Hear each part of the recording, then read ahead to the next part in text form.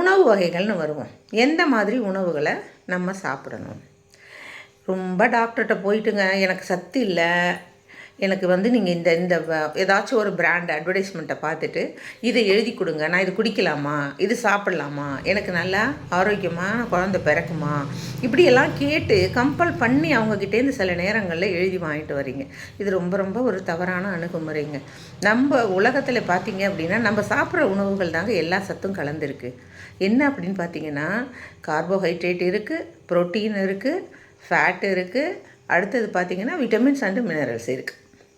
இப்போ காலையில் நான் ஒரு இட்லி சாப்பிட்றேன்னு எடுத்துக்கோங்களேன். இட்லியில் பாருங்கள், ரைஸு கார்போஹைட்ரேட், உளுந்து இருக்குது, அதில் ப்ரோட்டீன் இருக்குது, நம்மளுக்கு கிடைக்கிது.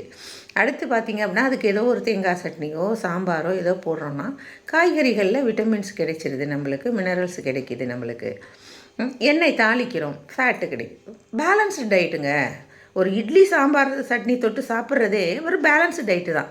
ஆனால் நம்ம என்ன நினைக்கிறோம், இது ஒரு சீப்பான ஒரு உணவாக நினைக்கிறோம். சாதம் எடுத்துக்கோங்க, இல்லை பொங்கல்னு எடுத்துக்கோங்க, பாருங்கள், பருப்பு இருக்கும், தானியங்கள் இருக்கும், பருப்பு வகைகள் இருக்கும், காய்கறிகள் இருக்கும், இது பழங்கள். நம்ம வந்து லோக்கலி அவைலபிள் ஃப்ரூட்டு சாப்பிட்லாம். ரொம்ப பெருசாக ஆப்பிள் தான் சாப்பிடணும் அப்படின்லாம், நம்ம காஸ்ட்லியான ஃப்ரூட்டெல்லாம் வெளிநாட்டு பழங்கள் தான் சாப்பிடணும்லாம் நினைக்கணும்னு அவசியமே இல்லை. லோக்கலாக அவைலபிளாக கொய்யாப்பழம் கிடைக்கும், வாழைப்பழம் கிடைக்கும், இதெல்லாம் சீப்பு தான். இதெல்லாம் நம்ம வந்து தினசரி ஏதாவது ஒரு பழங்களை வந்து சாப்பிட பழகிக்கலாம். அப்போ வந்து நம்மளுக்கு எல்லா பேலன்ஸ்டு டயட்டு வந்து நம்மளுக்கு கிடைக்கும். இதை தான் வந்து நாங்கள் என்ன பண்ணுறோன்னா, சின்ன சின்ன எக்ஸிபிஷன்ஸ் மாதிரியெல்லாம் வச்சு கிராமப்புறங்களில் மக்களுக்கு வைப்போம்.